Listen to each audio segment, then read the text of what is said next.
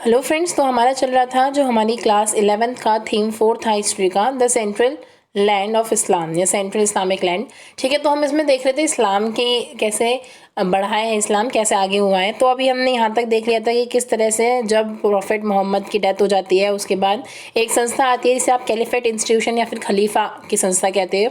और उसके बाद चार खलीफा होते हैं और चार खलीफा के टाइम के बाद में एक अलग राजवंश, एक अलग डायनेस्टी उठ के आती है, उम्मयद राजवंश। ठीक है, तो अब हम उनके बारे में पढ़ने वाले हैं कि उनके टाइम पे कैसे थी सेंट्रलाइज पॉलिटी यानी कि उस समय की राजनीतिक स्थिति कैसी थी, कैसे सब कुछ रहा। तो देखो अब बेसिकली क्या हुआ कि जो बड़ी टेरिटरी, लार्ज टेरिटरीज थी कैलिफेट के टाइम पे, वो डिस्ट्रॉय हुई। ठीक है, जो मदीना के बेस पे थी। ठीक है, तो अब आपको पता है कि जो लास्ट हमारा कौन होता है, कि जो हमारा लास्ट खलीफा होता है अली, वो कौन था, जो मदीना के सपोर्टर्स था, मदीना को सपोर्ट करता था। ठीक है, और मक्का और कुरैशियों के खिलाफ था। ठीक है, हमें ये पता है। ठीक है, उसके बाद जो हमने ये भी पढ़ा था कि जो हमारा अली था, अली ने उस्मान की क्या करी थी, हत्या करी थी। ठीक है, उस्मान की हत्या के बाद क्या हुआ था, उस्मान के सपोर्टर्स ने अली की हत्या करी। ठीक है, और उसमें से ही जो जिन्होंने अली को मारा था उसमें से ही राजवंश निकल के आता है, उम्मयद राजवंश। तो अब हम बात कर रहे हैं इसकी कि जो मदीना में बेस था ना एक खिलाफत इंस्टीट्यूशन, अब वो खत्म हो चुका था।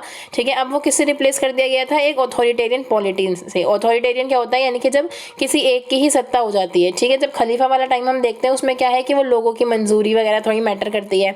ठीक है, जिसे लोगों का सपोर्ट हुआ वो होगा। ठीक है, कुछ भी ऐसा नहीं है कि राजा महाराजाओं की तरह कि एक राजा है तो उसका बेटा ही नीचे राजा बनेगा। लेकिन अब जब ये उम्मयद राजवंश आता है तब ये ऑथोरिटेरियन हो जाते हैं, यानी कि इनकी अथॉरिटी अपनी हो जाती है। ये थोड़ा इंपीरियलिस्टिक अप्रोच रखते हैं। इंपीरियलिस्टिक यानी कि दूसरों को अपने शासन के अंदर ले लेना, खुद राजा बन जाना। ठीक है, राजा महाराजाओं वाले टाइम मतलब एक तरह से वैसे हो गए थे। अगर हम इनकी आगे की बात करें तो इनकी जो लीडरशिप में इन्होंने जो उम्मा लोग थे यानी कि जो बिलीवर्स थे उन्हें कंसोलिडेट करा, फिर से इकट्ठा करा। ठीक है, जैसे अली ने क्या करा था, अली के टाइम पे मक्का वर्सेस मदीना हो गया था। ठीक है, उससे पहले भी मक्का वर्सेस मदीना चल ही रहा था। ठीक है, तो इन्होंने अब उम्मा के बिलीवर्स को इकट्ठा करा। ठीक है, जो पहले उम्मयद खलीफा थे वो कौन है, मुआविया। ठीक है, मुआविया ने अपनी कैपिटल कहाँ पे स्थित कर ली, दमास्कस में। ठीक है, दमास्कस में कर ली और इसने अपना पूरा कोर्ट वगैरह जो अपने दरबार वगैरह लगता है और जो एडमिनिस्ट्रेटिव इंस्टीट्यूशन होता है वो किसकी तरह कर लिया, बाइजेंटाइन एम्पायर की तरह। बाइजेंटाइन एम्पायर आपको पता है जो पहले का कौन था, रोमन एम्पायर था, जो आपने चैप्टर 3 में पढ़ा है। ठीक है, तो उन्होंने बाइजेंटाइन एम्पायर से अप्रोच ली और उसकी तरह अपने आप को ढाल लिया। उसने ये भी कर लिया कि जो इनहेरिटेंस वाली चीज़ होती है ना कि राजा के बाद उसका बेटा ही राजा बनेगा, तो ऐसे ही उम्मयद डायनेस्टी ने क्या कर लिया कि मेरे बाद जो मतलब मुआविया जो राजा था पहले, उसके बाद उसका बेटा ही राजा बनेगा। इस तरह से लगभग 90 साल तक इनकी पूरी डायनेस्टी चलती है। ठीक है, उम्मीद to retain power for 90 years and the Abbasid, जो इनके बाद हम 90 ईयर्स के बाद जो लोग आते हैं, अब्बासी लोग आएंगे, वो आप पढ़ोगे नेक्स्ट पार्ट में कि अब्बासी कैसे आते हैं। इनके बाद वो 200 साल तक काम करते हैं इसी प्रिंसिपल पे। ठीक है, इसी सिद्धांत पे। तो उम्मीद कितने साल रहेंगे, 90 साल, और उसके बाद एक नई वो पावर खड़ी होकर आएगी, अब्बासी। ठीक है, और ये अब्बासी 200 साल तक काम करेंगे, वो आप नेक्स्ट पार्ट में पढ़ोगे। लेकिन अभी हम इसमें देखते हैं आगे क्या है। तो आगे क्या हुआ, जो उम्मयद स्टेट है वो अब इंपीरियल पावर हो चुका था। इंपीरियल पावर यानी कि वो एक ऐसा शासन जो कि दूसरों को अपने कब्जे में रखता है। ठीक है, जैसे इंपीरियलिज्म होता है साम्राज्यवाद, अपना साम्राज्य स्थापित करना और दूसरे साम्राज्य को अपने अंदर ले लेना। ठीक है, ऐसे वो काम करने लगा था। ये अब डायरेक्टली इस्लाम से रिलेटेड नहीं था, मतलब सिर्फ कोई इस्लामिक है तो ही इसके अंदर आ सकता है, ऐसा कुछ नहीं था। ठीक है, अब वो क्या करता था कि वो अपने स्टेट क्राफ्ट पे काम करता था, राज्य का निर्माण करता था। किस पे, जैसे सीरियन के जो ट्रूप है यानी कि सीरिया के जो सैनिक हैं सबसे ज्यादा, उन पे बिलीव करके। ठीक है, इसके अलावा अपने एडमिनिस्ट्रेशन पे उसने कैसे एडवाइजर रखे थे, क्रिश्चियन धर्म के भी एडवाइजर थे। ठीक है, जो स्क्राइब और ब्यूरोक्रेट्स थे यानी कि जो लिखने वाले थे, और जो ऑफिसर्स थे वो जोरोस्ट्रियन भी थे, यानी कि जो ईरान का पुराना धर्म था वहां से भी लोग आते थे। लेकिन फिर भी इन्हें वैल्यू कौन दे रहा था, यानी कि इनकी लेजिटिमेसी किससे मेंटेन थी, वो इस्लाम से ही मेंटेन थी। यानी कि अपने आप को ये वैल्यू देना कि हम तुम्हारे शासन राजा हैं, और कुछ ऐसी वैल्यू शो करना कि सब बाकी लोग भी इन्हें माने, तो बाकी लोग इन्हें माने। इस चीज को इंश्योर करने के लिए इन्हें लेजिटिमेसी कौन देता था, ये अधिकार उन्हें कौन देता था, वही इस्लाम से कनेक्शन। लाइक इस्लाम को ये एकदम से मतलब सिर्फ इस्लाम नहीं रह गया था, लेकिन फिर भी इन्हें जो वैल्यू दे रहे थे वो इस्लामिकता ही दे रही थी। ठीक है, इसके बाद इन्होंने क्या करा, उन्होंने यूनिटी की अपील करी इस्लाम के नाम पे कि हम इस्लामिक हैं, हम सबको एक साथ रहना है, मैं ही तुम्हारा राजा हूँ, अब तुम तुम कुछ भी कर लो, एक तरह से समझ लो कि इन्होंने इस्लाम वाले लोगों को ये मैसेज देना शुरू करा कि मैं ही तुम्हारा राजा हूँ, अगर तुम इस्लाम धर्म मानना चाहते हो और सुरक्षित रहना चाहते हो तो मैं ही इंश्योर कर सकता हूँ ये सारी चीज़ें। तो जितने भी दंगे होते थे वो उन्हें सप्रेस कर देता था, उन्हें दबा देता था इस्लाम के नाम पर ही, ठीक है। और उसने अपनी जो अरब आइडेंटिटी थी, जो अरब के लोगों की आइडेंटिटी थी ना अपनी, कि पहले जो अरबी लोग थे उसके बाद इस्लाम इंट्रोड्यूस होता है ना अरब में, तो जो उनकी पहली अरबी आइडेंटिटी थी उसने उसे भी वैल्यू दिया और इस्लाम को भी वैल्यू दिया, ठीक है। इसके बाद जो अब्द अल मलिक शासक आते हैं, अब्द अल मलिक जो इनके आगे के वो होते हैं, मतलब मुआविया के बाद जो आते हैं अब्द अल मलिक, ठीक है, उन्होंने क्या करा, अपनी अरब और इस्लामिक दोनों ही पहचानों में क्या करा, दोनों को इंपॉर्टेंस दिया, अरब और इस्लामिक पहचान को, ठीक है, इंपॉर्टेंस दी स्ट्रांगली। इसके अलावा अगर हम बात करें, उन्होंने बहुत सारी चीज़ें करी, जैसे उन्होंने अडॉप्शन करा अरेबिक भाषा का, लैंग्वेज की, एडमिनिस्ट्रेशन के लैंग्वेज के लिए, कि जैसे हमारे एडमिनिस्ट्रेशन में क्या यूज़ होता है कि हमारी राजभाषा हिंदी है लेकिन एडमिनिस्ट्रेशन का सारा काम इंग्लिश में होता है, ठीक है। ऐसे ही इन्होंने अपनी भाषा क्या रखी, अरेबिक भाषा रखी, ठीक है, उसे अडॉप्ट किया। और उन्होंने इस्लामिक कॉइनेज का भी इंट्रोडक्शन किया, यानी कि इस्लाम के सिक्के बनाए। पहले क्या होता था कि जैसे सिक्के ईरान के इलाके में थे और खासकर जो रोमन इलाके में जो सिक्के यूज होते थे, ठीक है, बाइजेंटाइन साम्राज्य में, उसी के बेसिस पे सिक्के इस्लाम के भी बनते थे। इन्होंने क्या करा, इस्लाम का एक अपना अलग कल्चर लाए, ठीक है, कॉइन्स का, जो कि बहुत ज़्यादा पॉपुलर हुआ। पहले जो सिक्के होते थे वो बाइजेंटाइन और ईरान के कॉपी होते थे, जिन्हें आप कहते हो दिनारिस और द्राच्म। बाद में क्या हुआ, इन्होंने अपने खुद के क्या बनाए, सिक्के बनाए, ठीक है। और उसमें किस लैंग्वेज पे लिखा जाता था, मतलब पहले जो लिखा जाता था वो बाइजेंटाइन और ईरानियन में होता, सिंबल होते थे उसमें क्रॉसेस के, और वो भी ग्रीक भाषा और पहलवी भाषा में होता था। लेकिन अब इन्होंने क्या करा, उन सिंबल्स को हटाया, ठीक है, और अब किस भाषा में इन्होंने लिखना शुरू करा, अरेबिक में। पहले कौन सी भाषा थी, ग्रीक और पहलवी, ठीक है, क्यों, क्योंकि वो बाइजेंटाइन साम्राज्य से लिए गए थे, ठीक है। और अब कौन सी भाषा आ गई, अरेबिक, क्यों, क्योंकि अब अब्द अल मलिक ने अपने खुद के सिक्के इंट्रोड्यूस करना शुरू करा, ठीक है।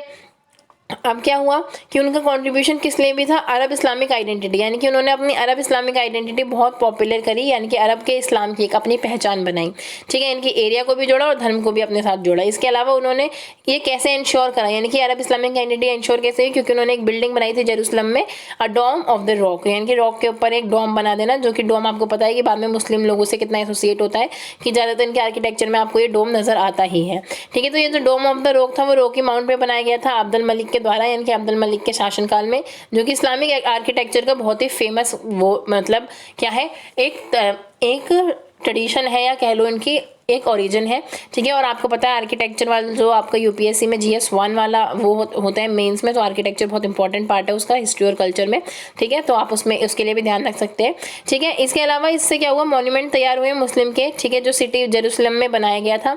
और ये किससे एक्वायर्ड है, इसे थोड़ा मिथ से जोड़ा जाता है, इसे थोड़ा अंधविश्वास से जोड़ा जाता है, कि कुछ अंधविश्वास तो नहीं कहेंगे, लेकिन हाँ कुछ लोगों का ऐसा विश्वास है कि यहाँ पे क्या होता है कि रात को प्रॉफिट मोहम्मद आते हैं और यहाँ पे जर्नी करके फिर जाते हैं, ऐसा माना जाता है। जैसे हर जगह से रिलेटेड कुछ ना कुछ जैसे दंत कथाएं हो ही जाती हैं, जिससे वो पॉपुलर होती है जगह बहुत ज़्यादा, ठीक है। अब क्या है, ये कॉइन्स के बारे में बता रखा है कि अब्द अल मलिक के कॉइनेज रिफॉर्म कैसे थे।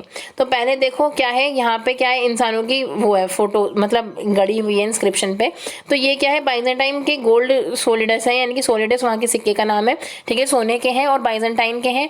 तो यहाँ के एम्पायर ने बना रखे हैं, बीच में क्या है, वहाँ का राजा है और साइड में उसके 2 पुत्र हैं, ठीक है। यहाँ वाले सिक्के में देखोगे तो ये वो सिक्का है जो पहले अब्द अल मलिक से मतलब बनाया गया था, ठीक है।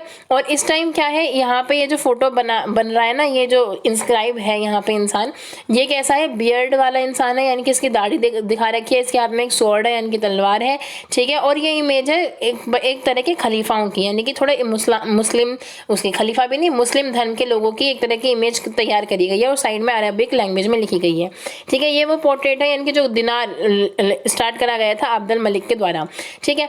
उसके बाद में क्या होता है कि इस्लाम धर्म में एक तरह से एंटीपैथी हो जाती है, किसके खिलाफ, कि फोटो इंस्क्राइब नहीं होगी, एंटीपैथी होती है किसी एक विचार के खिलाफ, जब लोग अगेंस्ट हो जाते हैं।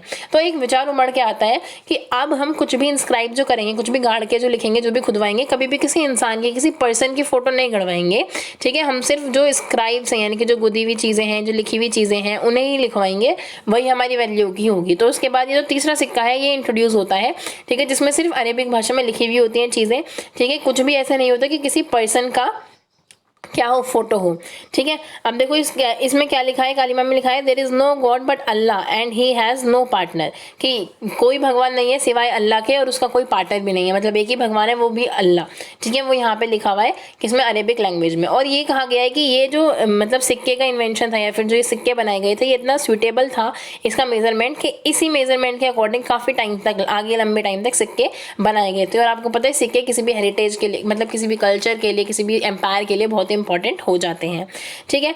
अब देखो अब्बासी रिवॉल्यूशन कैसे होता है, फिर ये अब्बासी लोग कैसे उठ के आते हैं, ये हम नेक्स्ट पार्ट में पढ़ेंगे, ठीक है, क्योंकि हम चैप्टर के टॉपिक वाइज आ रहे हैं। कोई क्वेरीज हो तो आप पूछ सकते हैं, ठीक है। अगर हम इन शॉर्ट समरी लें तो बेसिकली वही था कि स्टार्टिंग में जो मोहम्मद थे उन्होंने धर्म की इस्टेब्लिशमेंट करी थी, धर्म को इंट्रोड्यूस किया था। वो मक्का के रहने वाले थे, लेकिन फिर मदीना उन्हें जाना पड़ा क्योंकि मक्का के लोगों ने प्रोटेस्ट करा, क्योंकि वो नया आइडिया था, नया आइडिया को चैलेंज सभी करते, तो उन्हें मदीना जाना पड़ा। फिर वो मदीना गए, उन्होंने राजनीतिक शक्तियाँ अपने इकट्ठी करी।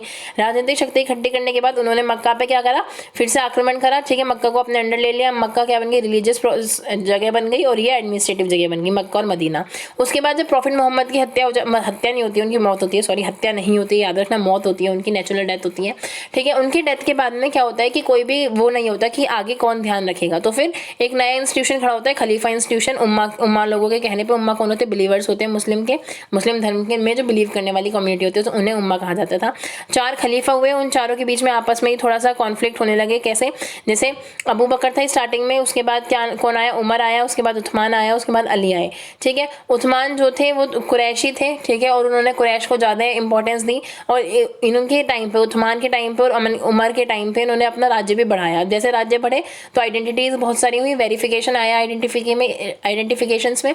इन वेरिएशंस की वजह से क्या हुआ, कॉन्फ्लिक्ट्स स्टार्ट हुए। उसके बाद जो अली था वो कौन था, मदीना से आता था, ठीक है, और मक्का के खिलाफ वो और कुरैशियों के खिलाफ वो युद्ध करना चाहता था। तो उसने क्या करा, अली ने उस्मान को मार दिया, ठीक है। और फिर उस्मान के एक सपोर्टर ने अली को मार दिया, ठीक है। तो जो उस्मान का सपोर्टर थे वही उम्मियत थे, यानी कि उन्होंने अपनी डायनेस्टी उम्मियत को लॉन्च करा, स्टार्ट करा। फिर हमने उम्मियत के बारे में पढ़ा कि किस तरह से उम्मियत लोगों ने क्या करा कि सिक्के आगे बढ़ाए, ठीक है। और अब लोगों को सिर्फ इस्लाम से ही नहीं जोड़ा, लोगों को बाकी सारी आइडेंटिटीज़ के साथ भी जोड़ा, सबको वैल्यू दी, क्रिश्चियन लोगों को एडमिनिस्ट्रेशन में रखा, ये सारे काम करे, ठीक है। और अब हम आगे नेक्स्ट पार्ट में पढ़ेंगे। आई होप कि आपको समझ में आ गई होगी इन शॉर्ट सारी summary. Till then bye bye, take care, stay tuned.